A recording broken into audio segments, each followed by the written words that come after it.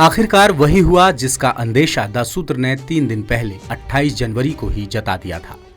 छत्तीसगढ़ में धान खरीदी की आखिरी तारीख बीत चुकी है और सरकार खरीदी का तय लक्ष्य पूरा करने में नाकाम रही।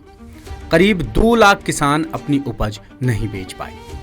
साल 2025-26 के लिए सरकार ने कुल 160 लाख मीट्रिक टन धान खरीदी का टारगेट सेट किया था, लेकिन 30 जनवरी की रात 9 बजे तक सिर्फ 139 लाख मीट्रिक टन धान की खरीदी ही हो सकी।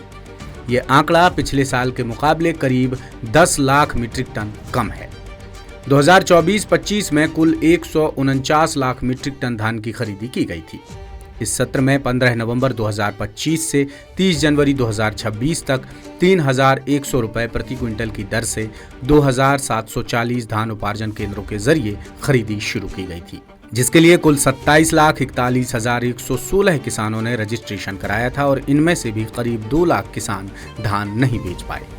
किसान संगठनों का कहना है कि शनिवार और रविवार को खरीदी केंद्र बंद रहने की वजह से बड़ी संख्या में किसान धान नहीं बेच सके।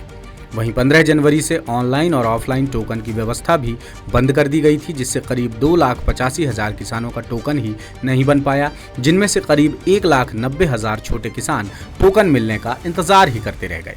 अब इस साल धान खरीदी का कुल आंकड़ा देखें तो मोटा धान खरीदा गया 76,96,221.3 मीट्रिक टन, पतला धान खरीदा गया 89,853.9 मीट्रिक टन, सरना धान खरीदा गया 53,98,312.6 मीट्रिक टन। इस तरह कुल खरीदी हुई 1,39,85,387.7 मीट्रिक टन।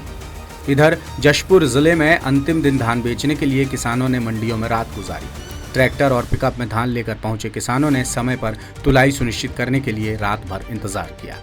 गम्हरिया मंडी में किसान गुरुवार रात 9 बजे तक टोकन के लिए खड़े रहे, जबकि जशपुर रांची नेशनल हाईवे पर धान से लदे ट्रैक्टरों की लंबी कतारें नजर आईं। जांजगीर चांपा जिले के अकलतरा ब्लॉक के ग्राम सांकर में धान नहीं बिकने से परेशान एक किसान ने फिनाइल पीकर जान देने की कोशिश की। किसान ने आत्मघाती कदम उठाने से पहले एक वीडियो भी बनाया, जिसमें उसने प्रशासनिक अव्यवस्थाओं को अपनी स्थिति के लिए जिम्मेदार ठहराया। उसे समय रहते परिजनों ने अस्पताल पहुंचा, तब जाकर उसकी जान बच पाई।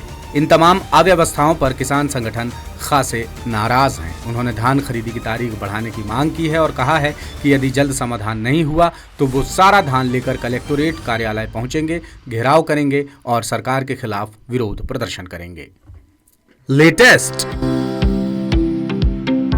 इन्वेस्टिगेटिव और इन डेप्थ खबरें देखने के लिए ज्वाइन कीजिए द सूत्र का व्हाट्सएप चैनल, सब्सक्राइब कीजिए यूट्यूब चैनल, लाइक कीजिए फेसबुक पेज और पढ़ते रहिए www.daसूत्र.com।